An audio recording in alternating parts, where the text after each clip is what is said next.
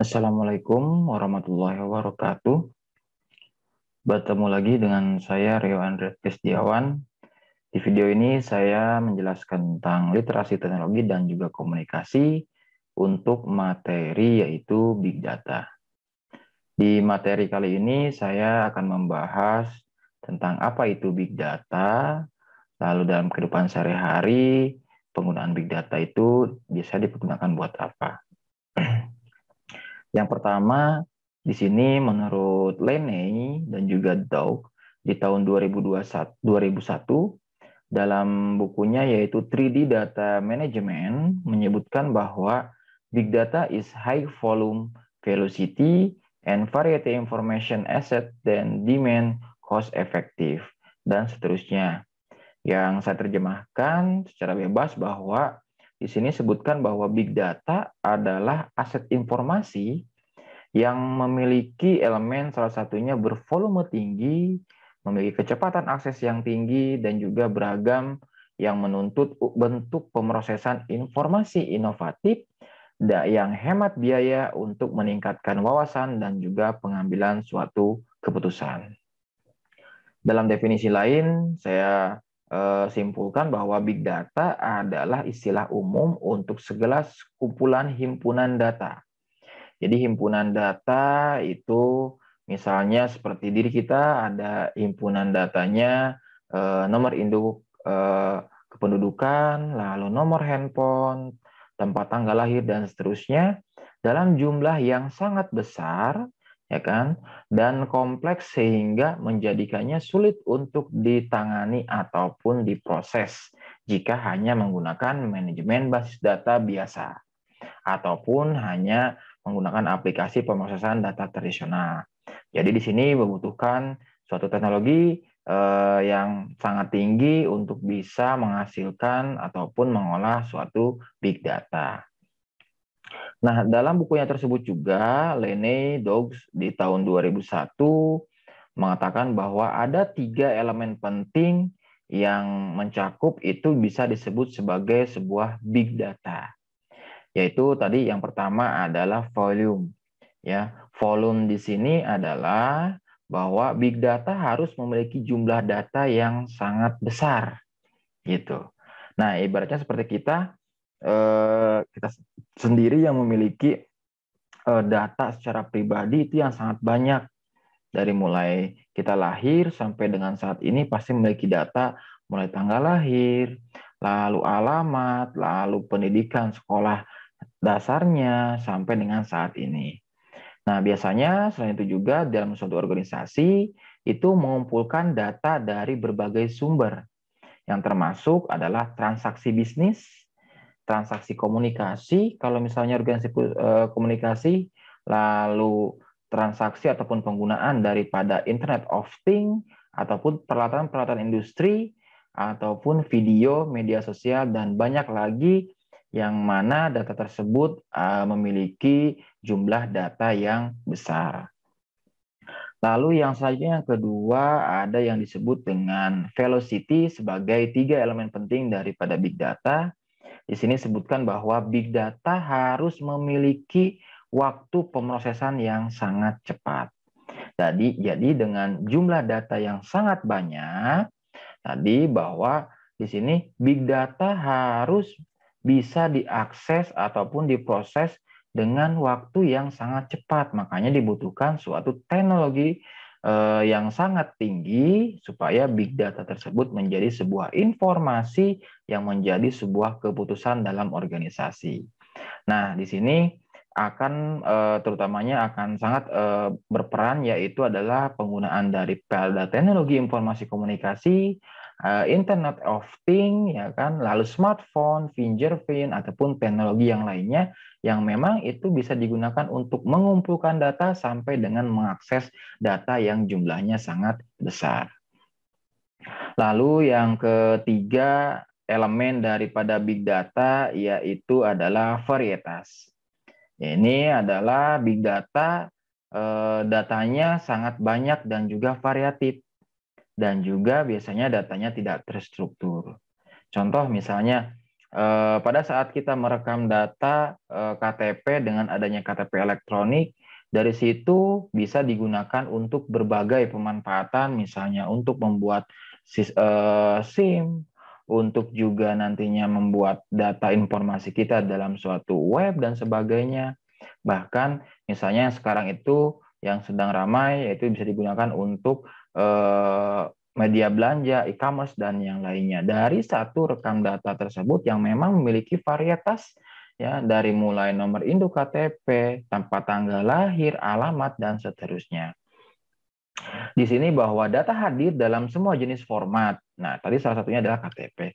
Selain itu juga, misalnya seperti media sosial, email, video, audio, dari situ juga bisa diambil datanya, dikumpulkan menjadi sebuah big data. Jadi, elemen daripada big data, salah satunya adalah varietas yang mana pengambilan datanya bisa dari berbagai sumber, seperti itu.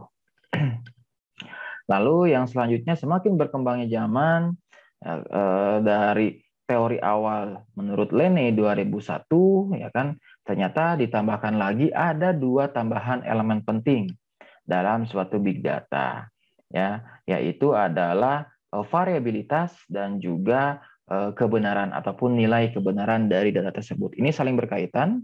Di sini disebutkan bahwa yang disebut dengan variabilitas yaitu data berdasarkan keadaan dan nilai kebenaran yang dipengaruhi oleh tren media sosial.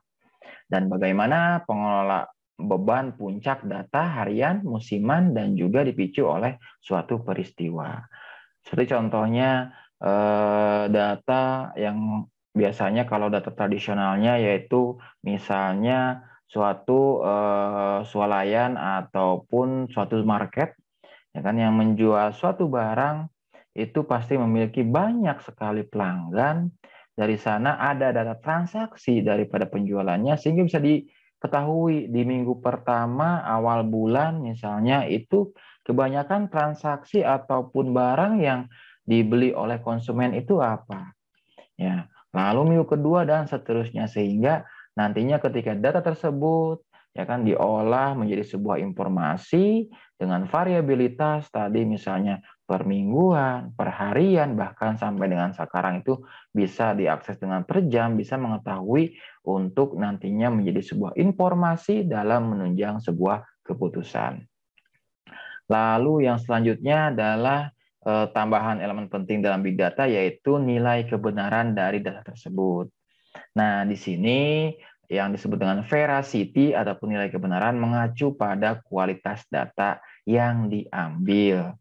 Karena data berasal dari berbagai banyak sumber, ya kan ya, sehingga harus diolah dulu ataupun bisa disebutnya dengan big data analisis, ya kan ya, sehingga bahwa data-data tersebut yang dikumpulkan benar-benar valid dan juga dapat dipertanggungjawabkan nilai kebenarannya sehingga bisa diolah kembali menjadi sebuah informasi untuk penunjang suatu keputusan.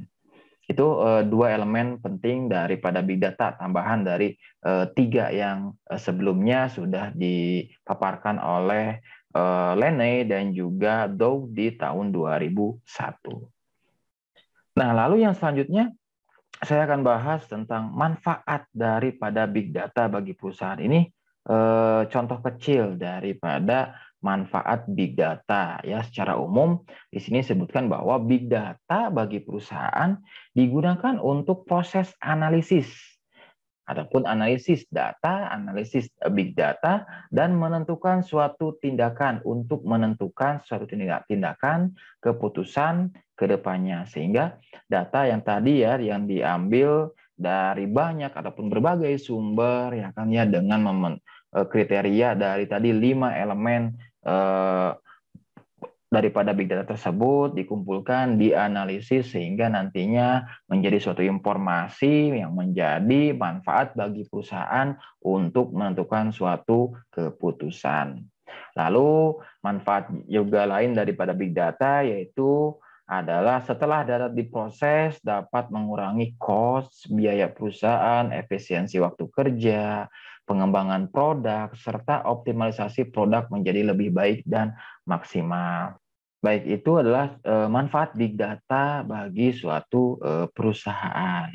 Yang selanjutnya contoh daripada big data di sini misalnya adalah data yang berukuran besar ya yang diambil dari berbagai sumber dan sebagainya itu menjadi sebuah informasi yang memang bisa digunakan untuk kepentingan perusahaan tersebut ataupun organisasi tersebut. Contoh misalnya data penerimaan siswa baru di sekolah ya kan ya itu kan bisa dilihat dari data yang diterima di tahun kemarin misalnya zonanya di mana lalu jenis selain zona misalnya apa latar belakang masuk ke sekolah tersebut lalu siapa yang mendaftarkan ataupun siapa referensi sehingga bisa daftar di sekolah tersebut.